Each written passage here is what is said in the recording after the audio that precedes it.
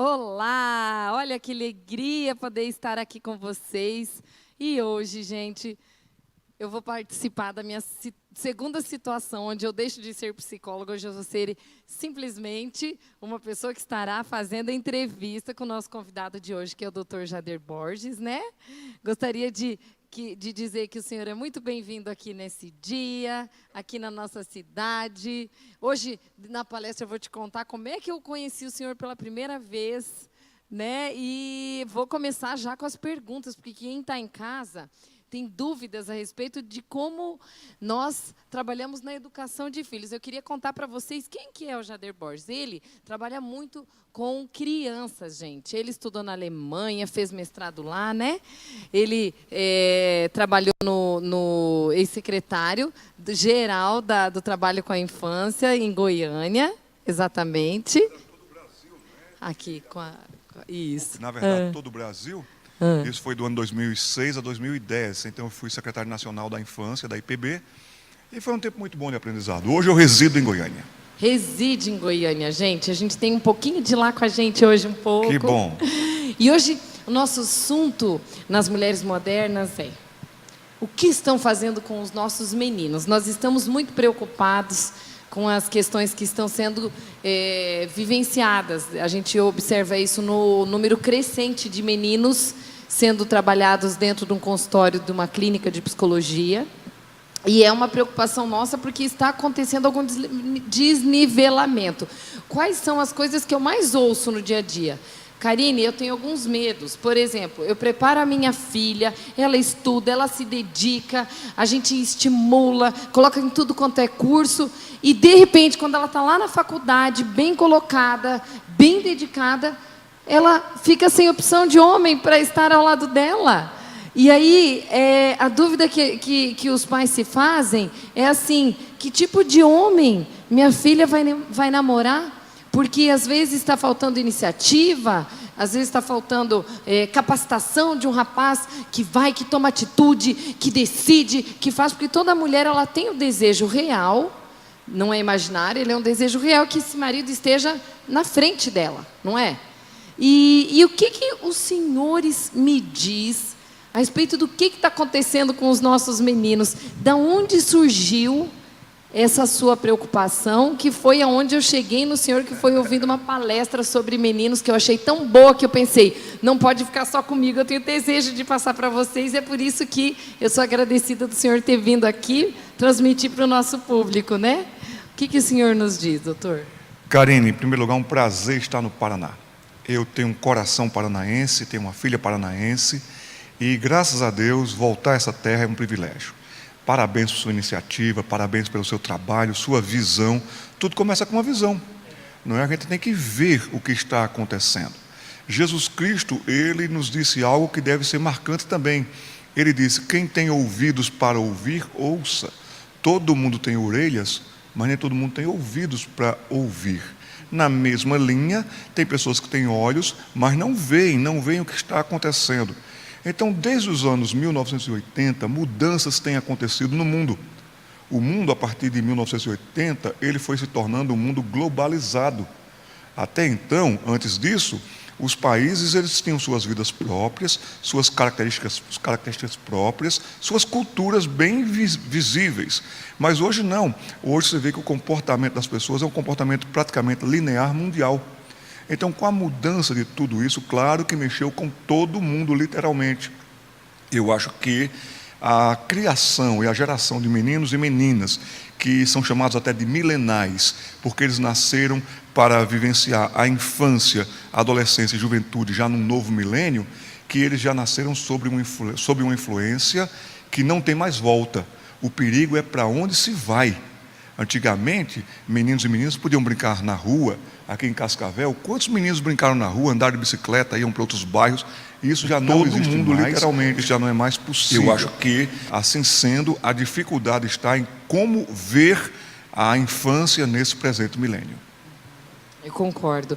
O senhor comentou na sua palestra que o período perigoso, não sei se o senhor vai falar na palestra aqui, mas Eu gravei, Ok. dizendo que de 10 a 13 anos é um período que a gente precisa cuidar muito dos nossos meninos. Sabe por quê, gente? Porque é a época que eles não dão trabalho. Eles dão trabalho ali no início, pela estruturação física. Eles, às vezes, vão chamar mais atenção na adolescência com outras questões. E de 10 a 13 é uma época que eles ficam no between lá. Eu gostaria muito que o senhor explicasse isso aqui. Passo a bola para o senhor, mas isso me chama a atenção. Por quê? Olha, essa é uma fase agora, é um grupo. Antigamente, a infância era vista e entendida como indo até os 12 anos, início dos 13 anos. Aí, para tudo, era chamado de crianças. Depois vinham os adolescentes a partir dos 13 anos. E o guia disso nada mais era do que a questão do sufixo da idade no inglês. Então, começa com 13, 14, 15, todas essas idades, esses nomes de idades no inglês termina com teen. 13, 14, 15. Então, por isso que ficou chamada de a fase teen, dos 13 aos 19 anos. O between é interessante porque começou-se a ver que a partir dos 9 anos de idade já, um menino e uma menina já davam uma guinada. Eles já não eram mais tão infantis. Eles agora estavam começando a se dirigir para a fase adulta, agora mais cedo. Antes era na adolescência, agora nessa fase de 9 anos de idade.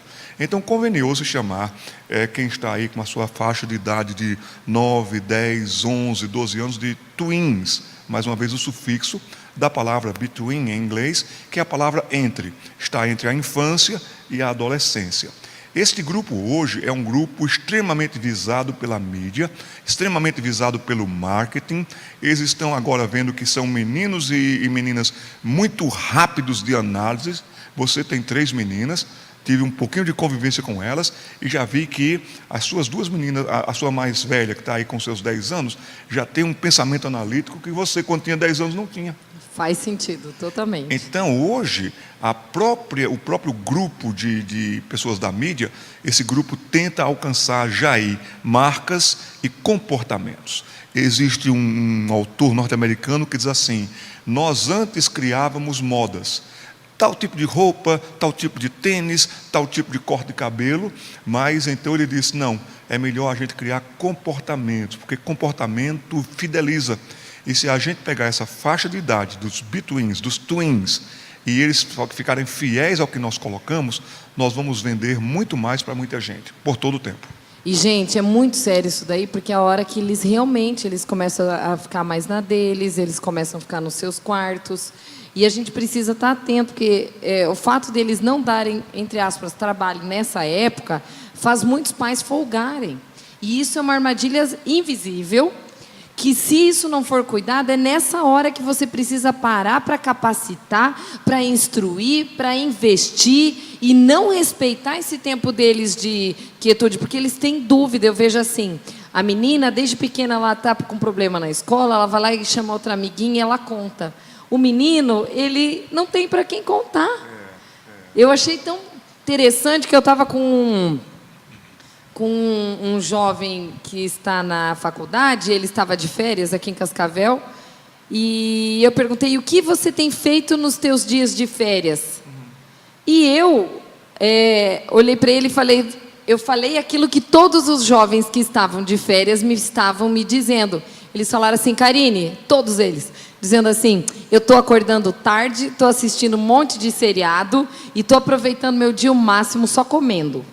E esse rapaz, ele falou para mim assim, ele ficou com vergonha, eu olhei para ele e falei, o que você está fazendo nas suas férias? Você está acordando mais tarde, assistindo série e comendo o dia inteiro? Porque eu já estou tão acostumado a ver essa resposta. Ele falou assim, não.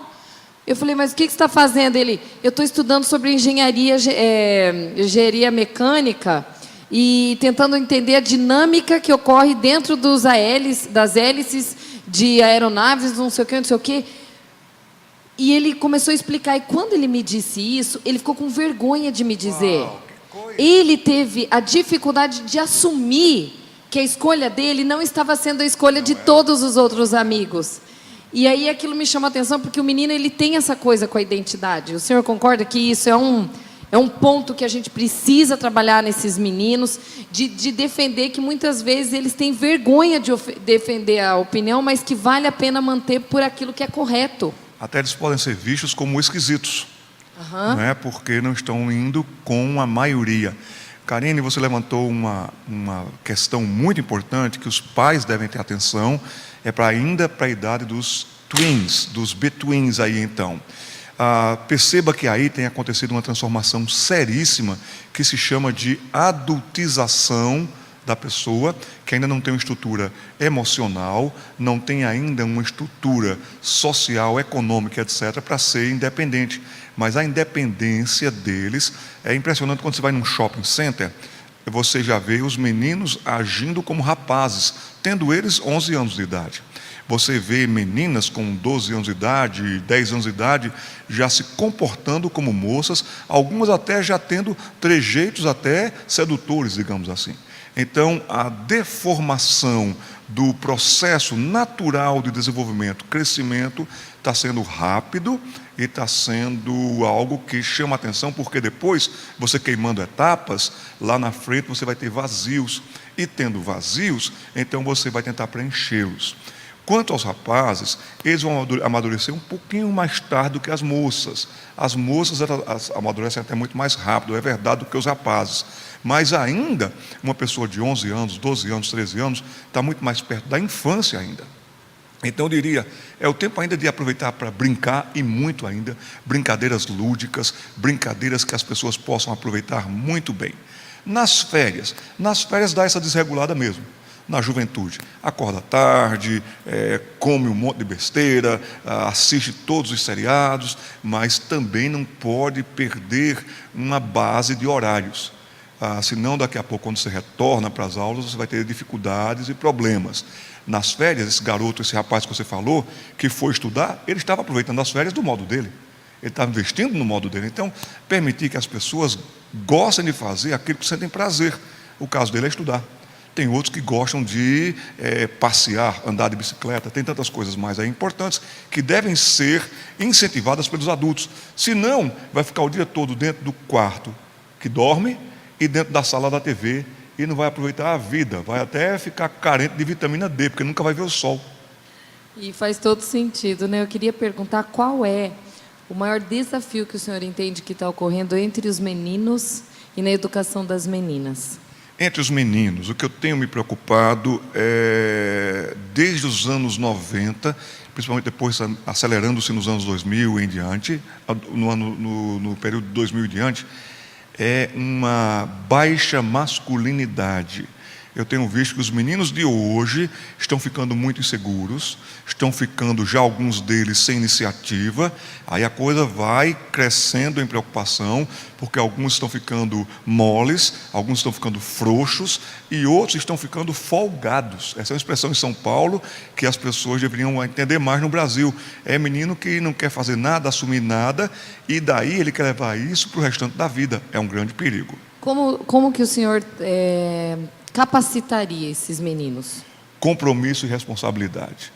Toda pessoa deve ter compromisso e responsabilidade de acordo com a sua capacidade. A palavra amadurecer, ou então nós dizemos assim, fulano já é uma pessoa madura, a gente até atribui a quando a pessoa já conclui um curso, quando a pessoa já está numa fase adulta, já indo para sênior. Não, a maturidade deve acontecer em cada etapa da vida. Por exemplo, um garoto de 8 anos de idade deve ter a maturidade de um garoto de 8 anos de idade, que tem condições e capacidades de responder, atender e fazer. Arrumar o seu quarto, ter o horário de estudos, ajudar o pai a fazer alguma coisa na casa, limpar o quarto, lavar o carro, coisas assim que meninos fazem naturalmente. Agora, se o menino está com 8 anos, completa 9 anos, 10 anos, 12 anos, e ainda está com atitudes e comportamento de 8 anos, então essa infantilidade dele vai ser um problema. A criança tem direito à infância, mas a infantilidade prolongada vai ser um problema para o adolescente e para o jovem. E convenhamos, estamos lidando com a geração já de jovens desses milenais. Se nasceram aí, vamos dizer, nasceram no ano 2000. Então hoje estão com 19 anos de idade. Tem menino, rapaz com 19 anos de idade com comportamento de 9, de 12, de 11, reações infantis. A infância fica bonita na criança, no jovem não. Então, um jovem infantil já é um problema e ninguém aguenta um jovem infantil. Ninguém aguenta um homem infantil, uma mulher infantil. Ninguém aguenta. Então, a 12 anos de idade, o comportamento deve ser de 12 anos de idade, correspondendo. Aí, cabe aos pais um treinamento. E treinamento, por que os jogadores de futebol, eles fazem gols de falta, eles chutam tão forte? Porque o treinamento do dia a dia... O senhor até teve uma experiência, né, doutor?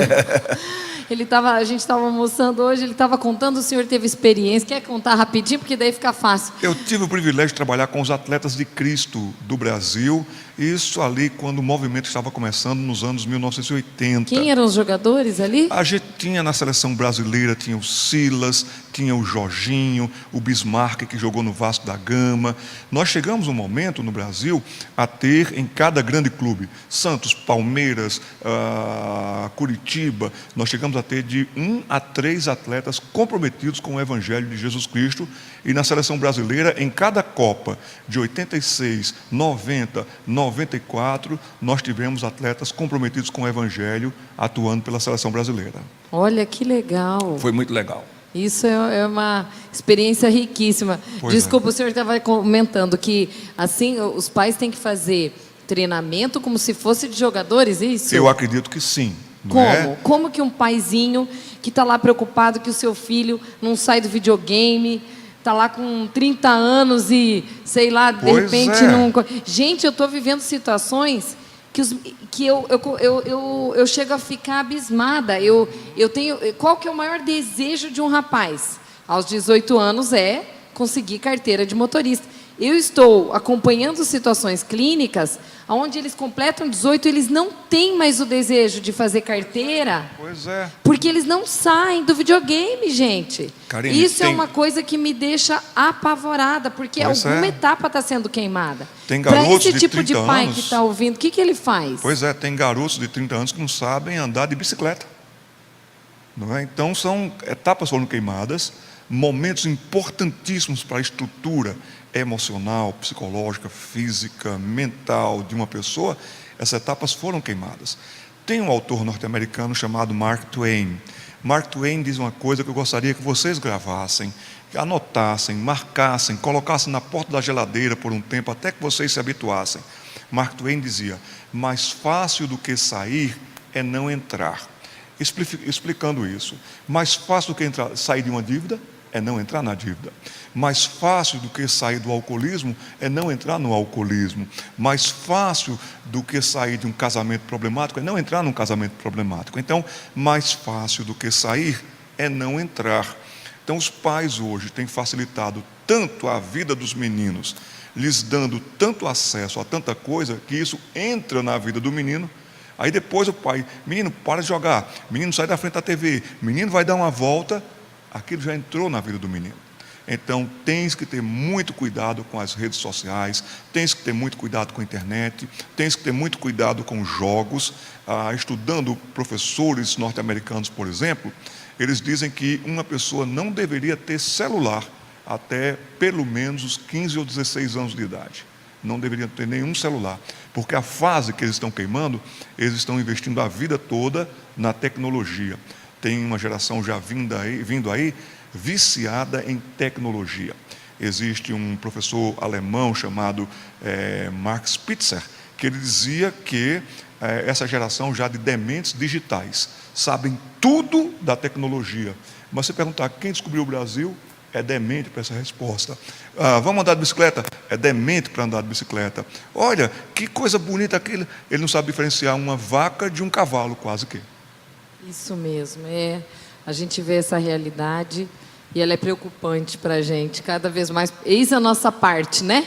A gente é pequenininho, nós somos aqueles beija-florzinhos que estamos jogando aguinha lá, mas o principal é a gente ter que se unir para essa sociedade ficar mais saudável mesmo, né? Uma outra pergunta aqui: o que está acontecendo, que é uma reclamação que a gente tem ouvido bastante?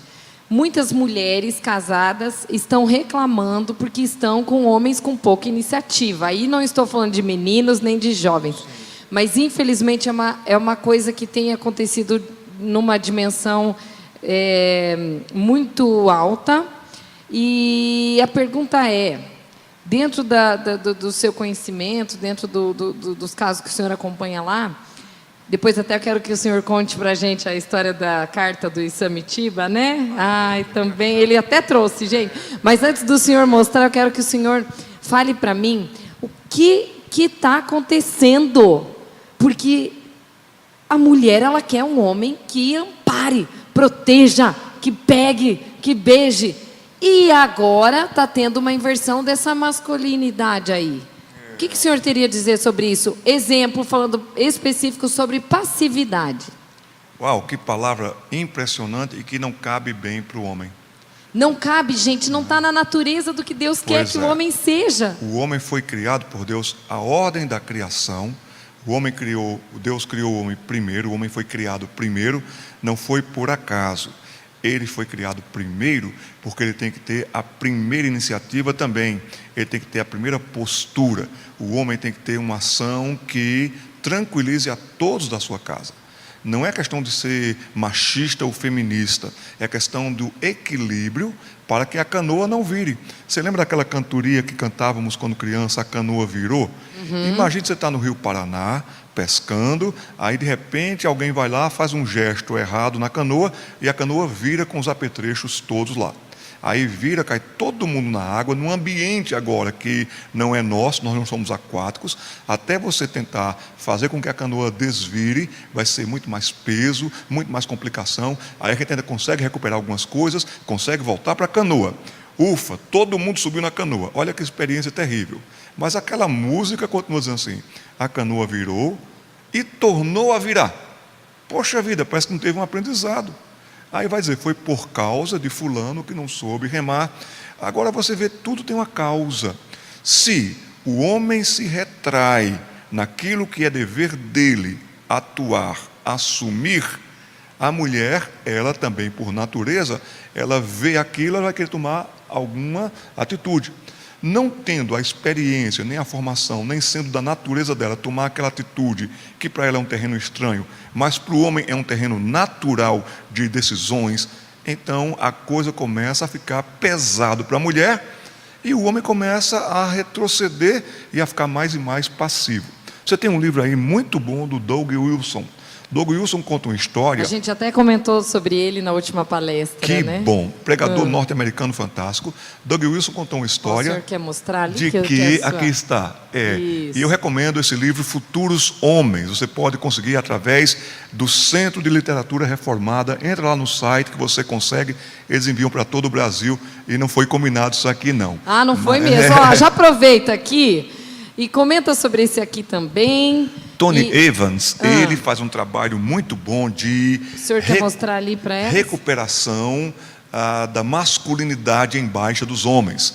Muitos homens já aí com 40 anos, 35 anos, já estão cansados, com medo da perda do emprego, coisas desse tipo. Então ele tem tentado trazer de volta a dignidade masculina, a raça do homem, a coragem do homem, a postura do homem. Ele trabalha mais aqui com os homens já na fase mais adulta. Mas os princípios valem para formar homens desde garoto. Voltando aqui para o Doug Wilson, ele conta a história de que o presidente Roosevelt, ele era professor de crianças lá nos Estados Unidos. Antes de ser presidente dos Estados Unidos, ele era professor de classe de crianças nos Estados Unidos. Uau. O presidente Roosevelt. Então, quando foi um dia, ele chegou na classe e ele viu um garoto com o olho roxo. Ele pensou que o garoto tinha brigado na rua e perguntou para o garoto: o que aconteceu, meu filho? E o garoto, meio constrangido, falou: eu tomei um soco. E ele falou assim: mas você tomou um soco por quê? Porque eu estava passando com a minha irmã, ela é mais velha do que eu, e uma pessoa mais velha do que ele, um rapaz mais velho do que ele, soltou graça com a minha irmã e a ameaçou. E então eu parti para cima dele para defendê-la. Então aquele garoto que soltou graça devia ter uns 14 anos. O garotinho aqui devia ter uns 9 anos. Claro que a força física de um é diferente da do outro. Mas como aquele foi inconveniente com a sua irmã de, digamos assim, 12 anos de idade, ele partiu para cima do outro para proteger a honra e a dignidade da sua irmã. E aquele garoto deu um soco nele, mas ele defendeu a irmã. E o presidente Roosevelt falou assim: muito bem, meu filho. E até deu um dinheiro para ele de recompensa pela sua bravura. Está faltando gente com bravura. Nós não queremos meninos brigões, não queremos meninos inconsequentes e irresponsáveis. Nós queremos meninos que saibam defender as meninas, que saibam proteger as meninas, que saibam preservar a dignidade das meninas, se preciso for, até mesmo com esse custo. Eu digo isso para você, Karine, eu tenho um amigo meu, eu gosto muito dos meus amigos jovens. Eu tenho um amigo meu jovem, lá de São Paulo, o Léo. Léo estava dando carona para uma moça, ele devia estar com seus 19, 20 anos, a moça nessa idade também, e quando a moça estava descendo do carro, 3 marginais vieram, e 3 marginais então queriam assaltá-los, e eles respeitaram aquele momento de proteção à vida, de não reagir. Mas chegou um momento que um deles quis fazer mal à moça, e Léo tomou a iniciativa de defender a moça. Os 3 bateram tanto no Léo, que o Léo foi parar na UTI, mas a moça foi protegida e preservada. O que foi isso? Isso foi um ato louco do Léo? Não, isso foi, eu acredito, o instinto de homem do Léo em defender uma mulher. Um homem ama uma mulher e irá defendê-la. Pode ser sua esposa, pode ser sua mãe, pode ser sua filha, pode ser sua irmã, pode ser a sua amiga da igreja, ele irá defender. Isso é uma coisa que nós homens temos e devemos fazer. E isso está ficando cada vez mais baixo e mais raro. Isso precisa ser reforçado, gente. Precisa, porque é da natureza do homem essa proteção. E aí tem muita mulher que fala assim, meu marido não faz isso. Mas existe a contrapartida da mulher também de não abrir o espaço. Né? Porque não dá para colocar só a culpa no homem, tem a mulher. Aqui, estão mandando eu pedir para o senhor mostrar o livro novamente, que ele vai tentar dar para as mães. Teve uma mãezinha que estava na nossa última palestra, Futuros Homens, Criando Meninos para Enfrentar Gigantes, Douglas Wilson. Editora Centro de Literatura, o quê? Reformada. Gente, Rodrigo, você consegue pegar o meu aqui? Esse é Homem do Reino, é isso, né? Do Tony Evans. Esse é para mulheres que querem deixar os seus maridos poderosos. Eles são esse que trabalha com homens mais maduros, né? E eu tenho esse aqui que eu amei. Eu nunca vi um livro que me fez entender tanto a imagem de um homem. O que um homem pensa do que esse aqui, gente? Eu comecei a admirar mais ainda a mentalidade de homens depois que eu li esse livro, A Grande Aventura Masculina, que foi o tema da nossa última palestra, que foi o título Criando Meninos para Serem Homens ou Bananas, que já está no YouTube, que se você quiser, tiver interesse, pode procurar. Agora, uma coisa me ocorre também. Doutor, o senhor não acha assim? Esses meninos sem iniciativa, ou homens sem iniciativas, podem vir também de algumas mães superprotetoras? Uau! Doutora Karine, você faz perguntas muito boas e práticas. Mulheres, vocês precisam ouvir isto e reconhecer isso. Muitos dos meninos moles, frouxos e sem iniciativas hoje, muitos dos adolescentes inconstantes, inseguros, precisando de até medicamentos para poderem continuar vivendo, sem necessidade alguma de medicamentos quanto a isso, porque estão totalmente desestruturados. Tem a ver com a superproteção da mãe, superproteção das mulheres. Vocês estão mimando demais seus filhos, e filho mimado ninguém aguenta. Chefe não aguenta funcionário mimado, namorada não aguenta namorado mimado, e mulher não aguenta homem mimado. Então as mulheres têm prejudicado e muito os meninos quando estão até mesmo anulando o seu crescimento e desenvolvimento como menino, garoto, adolescente, homem. Eu estava em São Paulo e eu percebi que o garoto estava todo descompensado. O garoto devia estar com uns 11 anos de idade para 12 anos de idade. Ele estava todo descompensado, ele ficava parado. Era preciso dizer assim, fulano, senta, fulano, levanta, porque ele estava com a iniciativa beirando o zero. Ele era o último filho de uma família e ele tinha 3 irmãs antes dele. 3. 1, 2, 3. 3 irmãs antes dele. Que as irmãs não tinham paciência com ele, mandavam nele, gritavam com ele e sabe o que acontecia? Ele estava sem iniciativa alguma, sequer para levantar, sentar, colocar uma camisa, tirar uma camisa, de tão anulado que o coitado já estava. precisei chamar aquele pai, aquela mãe, dizer, vocês têm que educar suas meninas, suas filhas, para que respeitem o menino da casa. Ele é o segundo homem da casa. E o segundo homem da casa deve ter vez e deve ter voz. Quando numa família tem filhos e filhas, quando o pai está ausente, o filho assume ali o que lhe é devido como um homem do lar, em proteção, iniciativas, em cuidados. Isso é muito sério. Então, mães, não mimem, e irmãs mais velhas de meninos, não destratem os seus irmãos. Vocês podem estar desregulando um garoto, um homem ali dentro. Perfeito. Amem, mas não prolonguem a fase de evolução desses rapazes. Eu tive uma experiência onde a mãe queria trazer o filhinho menor para atendimento, porque o filhinho estava desrespeitando e sendo muito rebelde. E eu, analisando o contexto da família, pedi do filho mais velho. E o filho mais velho tinha um potencial gigante, mas aquela mãe não permitia que aquele filho, na altura de 22 anos, ele pudesse ter as opiniões dele. E toda vez que aquele menino emitia as opiniões dele, aquela mãe brigava. E aí ela veio para a clínica pedindo, olha, eu quero consulta para o meu menor, porque é o meu menor que precisa, porque ele tem que entrar no eixo. Eu falei, minha filha, não é seu menor, a gente vai ter que trabalhar o seu filho maior para gerar nele a força para te enfrentar.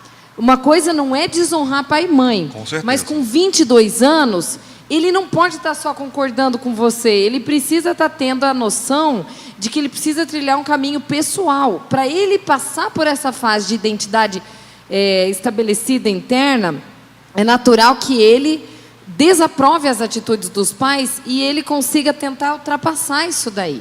Agora, estou com uma pergunta aqui. Qual que é a importância da figura de um pai na vida de um menino, na sua opinião?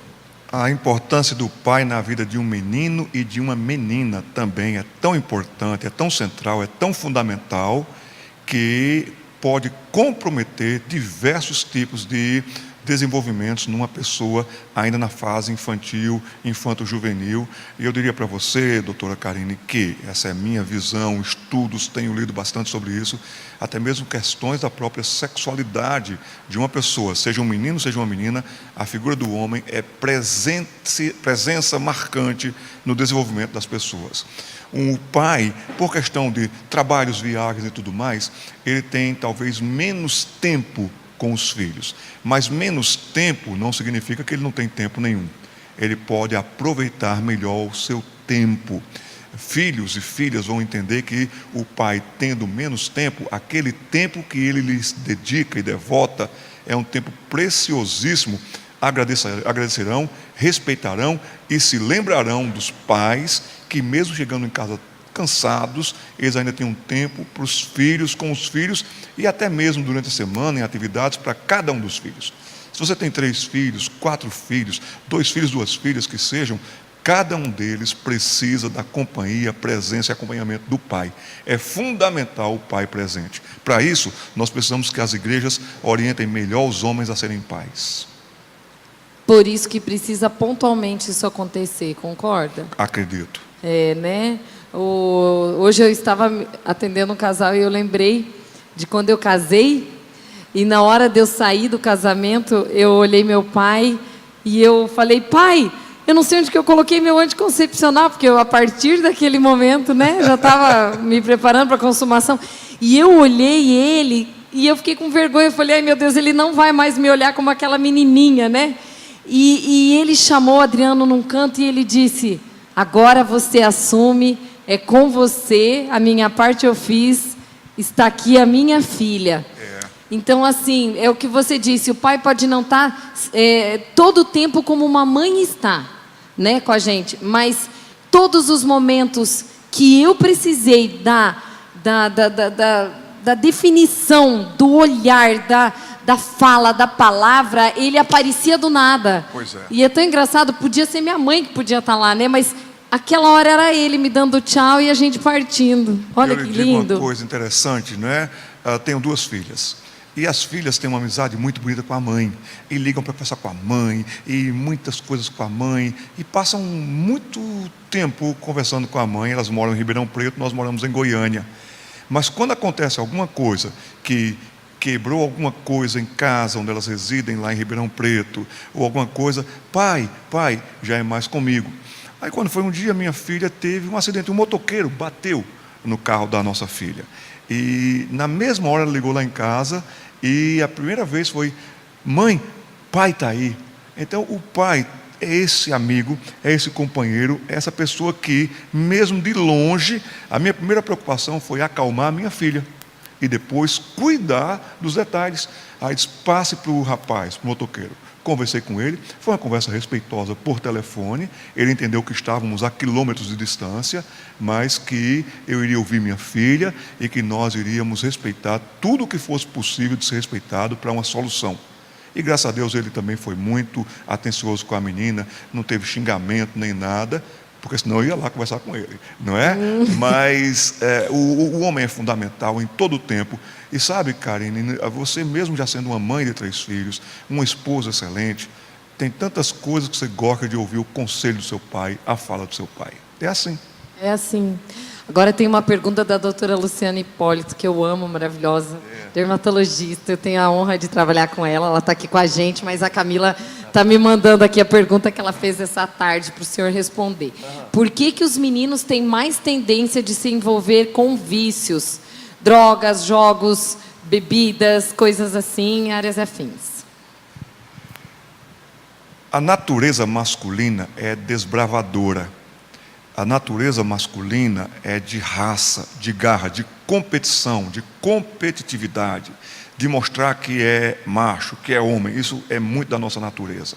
Então, em grupo, o rapaz, o garoto, talvez aí já um adolescente ou um pré-adolescente, ele quer corresponder aos desafios. Sobe ali que eu quero ver, faz aquilo, mexe com aquilo, bebe aqui tantas vezes assim, vamos fazer um festival aqui de bebida para ver quem bebe mais. Então o rapaz, por esse tipo de atividade, atitude, de natureza, ele é tendente a isto. Ele pode, não quer dizer que ele vai, mas ele pode ser rapidamente desafiado e querer corresponder.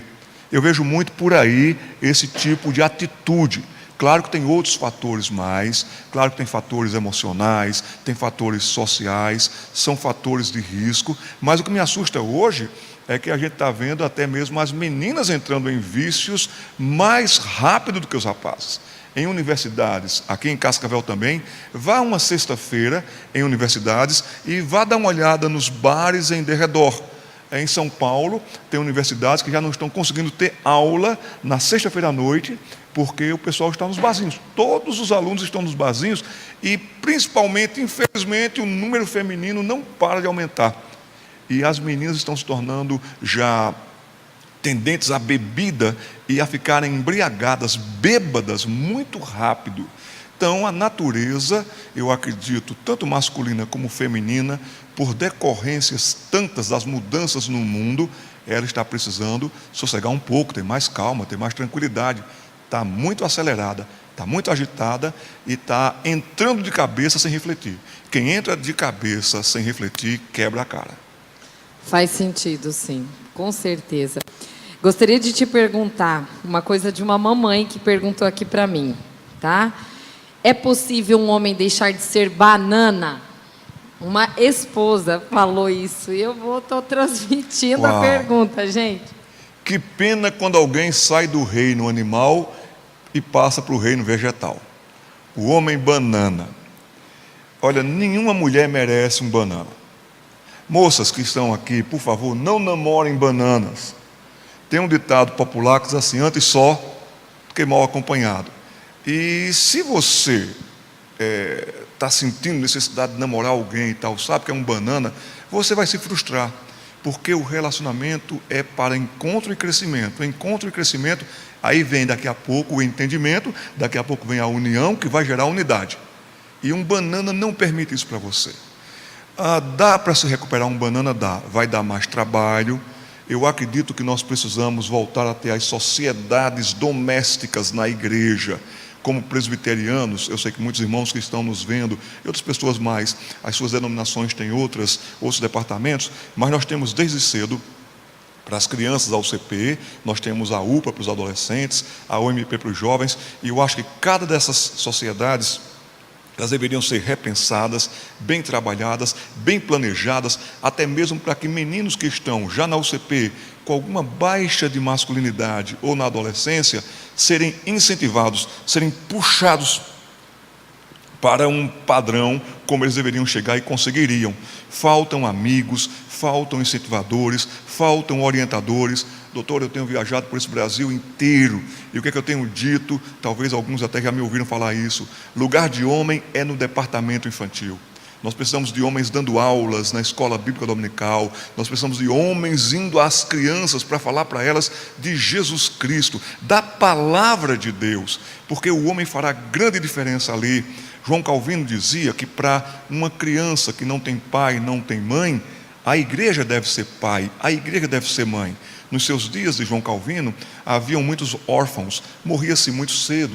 Então muitos meninos e meninas ficavam sem pais, a presença masculina do pai, a presença feminina da mãe, porque eles tinham morrido.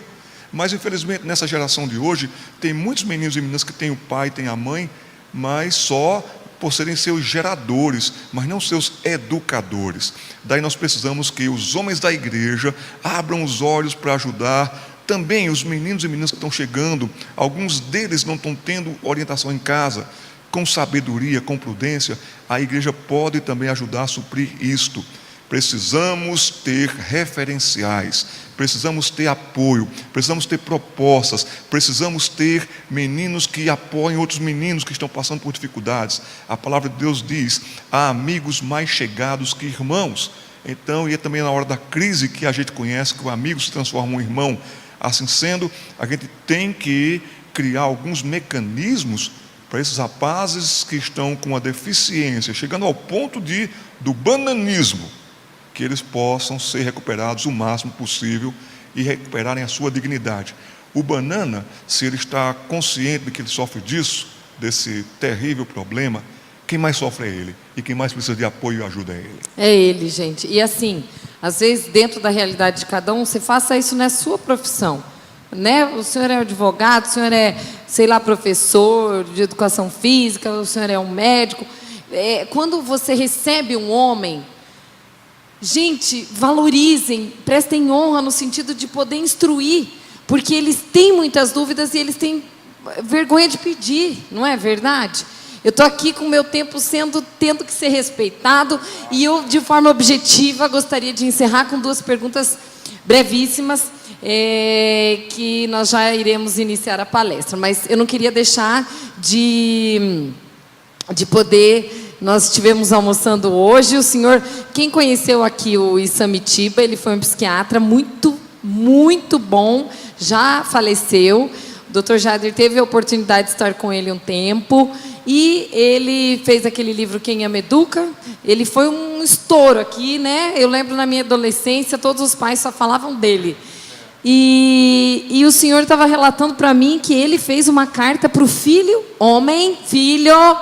dele, de 15 anos. O que ele escreveu? E o senhor teve acesso a essa carta. Olha só, divida com a gente, para que os pais aqui possam se inspirar. Ele até colocou isso num dos livros dele, o que todo jovem precisa saber sobre maconha, por exemplo, um dos livros do Dr. Isamitiba. Tenho grande saudade dele, um homem muito bom, um homem muito atencioso. Tive o privilégio de algumas vezes ter contato e encontros com o Dr. Isami. Quando o filho dele completou 15 anos, então naturalmente o garoto estava esperando um presente, e estava esperando o que ele ia ganhar. Eu acredito até que ele deve ter ganho algum presente, sim. Mas o maior presente que ele recebeu foi esta carta do pai dele. Eu tenho uma cópia aqui, em que quando o garoto acordou, tinha um envelope ao lado. E o garoto acordou e tinha esta carta que ele escreveu para o filho dele: meu filho, sua vida já não depende só de nós. Você é o maior responsável pela sua própria vida. Quando nasceu, você dependia totalmente de nós. Mas à medida que foi crescendo, também a sua responsabilidade foi crescendo junto com a liberdade. Talvez você não soubesse o que fosse responsabilidade e vivesse somente a liberdade. Ensinamos a você muitas coisas com a intenção de ajudá-lo, pensando já no seu futuro. Em algumas acertamos, noutras erramos. Insistimos para que você aprendesse a cuidar bem das suas próprias coisas, a arrumar as suas bagunças. Chegamos até a castigos, numa repreensão corretiva, a fim de que aprendesse o jogo da vida. Mas fomos também complacentes, talvez coniventes na irresponsabilidade, não cumprindo as promessas ou os castigos, sempre dando um jeito para tornar a sua vida um pouco mais fácil. Porém, um sentimento nos era muito claro: queríamos que você fosse feliz. Sabíamos que a verdadeira felicidade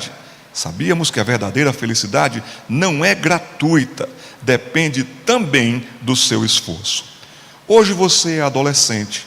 O que você vive dentro de sua alma, o que faz com a sua turma na rua, como aproveita a sua vida escolar, já não está tão ao nosso alcance. A sua individualidade já não nos pertence. São muitas as situações que você vai ter que enfrentar pela vida fora: drogas, sexo, assaltos, competição, rejeição, desvalorização, provas escolares. Às vezes, somos tomados pelo desejo de resolvermos nós os seus problemas. Só não o fazemos, pois sabemos que isso retardaria o seu crescimento, diminuiria a sua autoestima e reduziria a sua força vital. Você pode contar conosco para o que precisar, mas não poderemos estudar por você, banir as drogas da sua vida, defendê-lo das ameaças que rondam a sua vida a cada esquina. Estamos dispostos a atendê-lo sempre que for necessário. O que fizemos foi dar-lhe instrumentos para que enfrente a sua vida. Depende de como você os usa para ter sucesso ou fracasso. E a sociedade é silenciosamente dura e indiferente para com os que sofrem, enquanto aplaude os que vencem. Sofremos com você o seu sofrimento, usufruímos com você o seu sucesso, porque você é nosso filho, porque nós o amamos. Uau, legal, né, gente? Esse foi um grande médico psiquiatra que colaborou muito com a educação de muitas famílias no Brasil. Para mim, obrigada. Vou guardar aqui dentro do meu livro.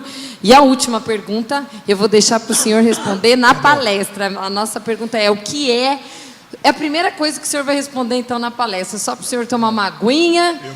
5 minutinhos a gente inicia, porque aqui é tudo pontual, vocês já conhecem, né? O que é um homem com H maiúsculo? Essa nem responde. Uau. Quem vai estar na palestra vai poder acompanhar, e quem está no YouTube vai poder pegar e assistir depois. Homem com H maiúsculo. Isso mesmo, tá certo? Muito obrigada, agradeço vocês que estão aqui, que acompanharam a nossa live, esse momento, e agora a gente vai para o nosso momento da palestra, ok? Obrigada. Boa noite, gente!